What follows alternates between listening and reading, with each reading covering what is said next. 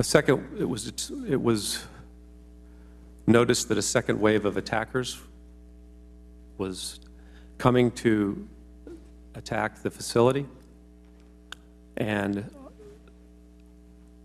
our teams evacuated 5 RSOs and Sean Smith in one vehicle, which suffered heavy fire, but they managed to break through and get to the annex.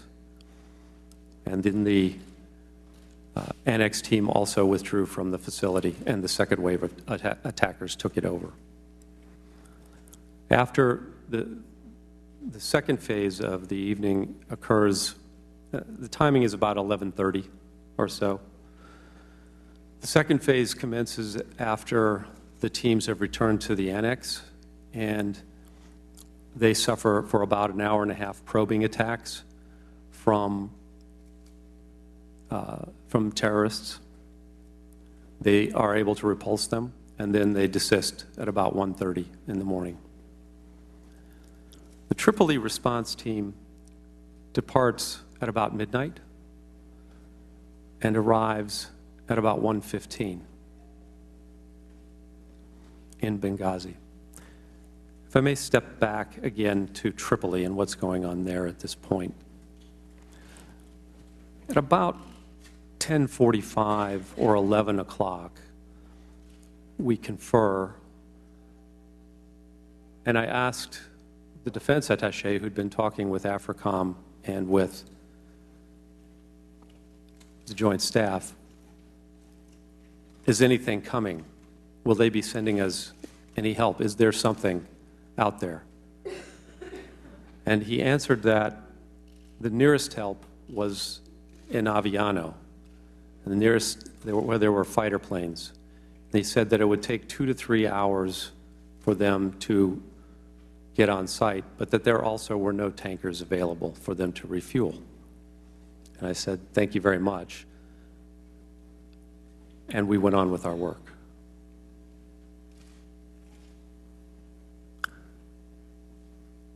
Phase 3 begins with news that the ambassador's body has been recovered. And David McFarland, if I recall correctly, is the individual who began to receive that news from his contacts in Benghazi.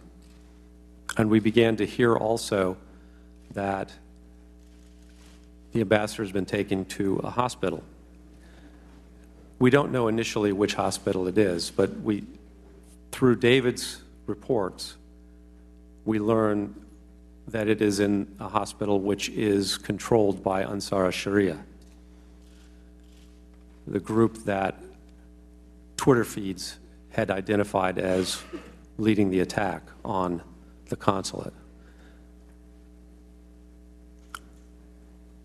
We're getting this information as the Tripoli response team arrives in Benghazi at the airport.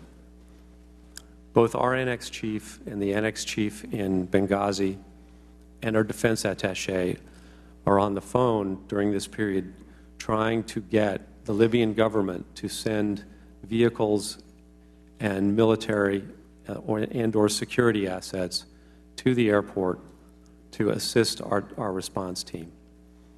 At this point, this response team looks like it may be a hostage rescue team, that we are going to need to send them to try to save the ambassador, who is in a hospital that is, as far as we know, under enemy control. Our contacts with the government in Tripoli are telling us that the ambassador is in a safe place, but they imply that he is with us in the annex in Benghazi. And we keep telling them, no, he is not with us. We do not have him.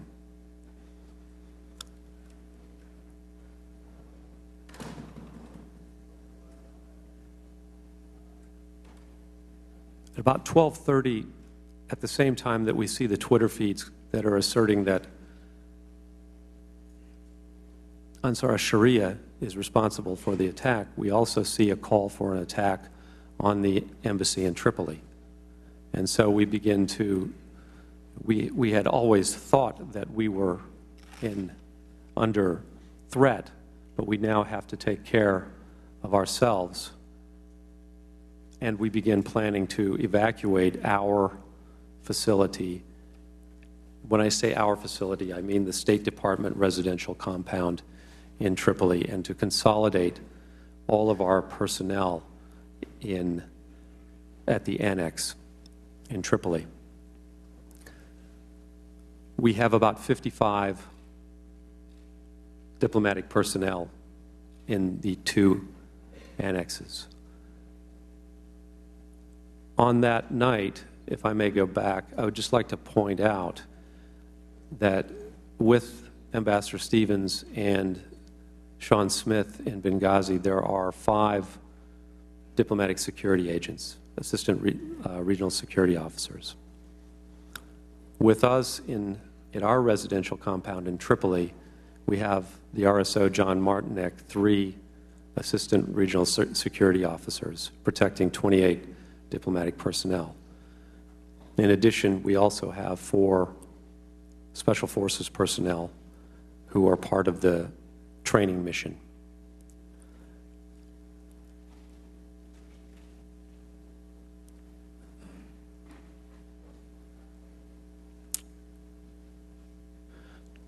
During the night, I'm in touch with Washington, keeping them posted of what's happening in Tripoli and, to the best of my knowledge, what I'm being told in Benghazi.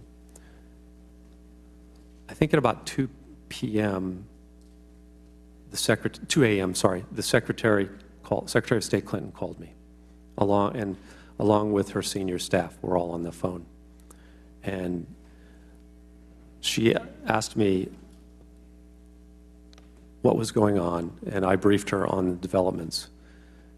Most of the conversation was about the search for Ambassador Stevens. It was also about what we were going to do with our personnel in Benghazi. And I told her that we would need to evacuate. And that was she said that was the right thing to do.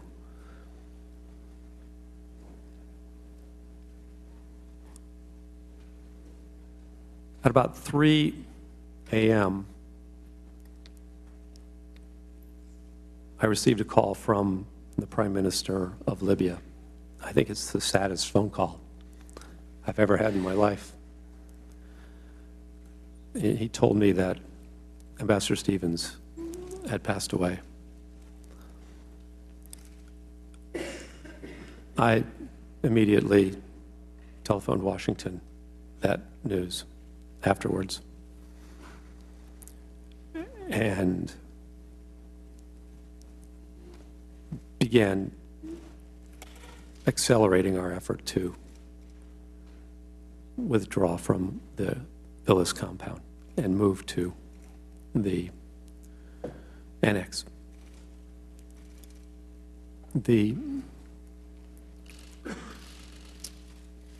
Excuse me, I'll take a glass of water.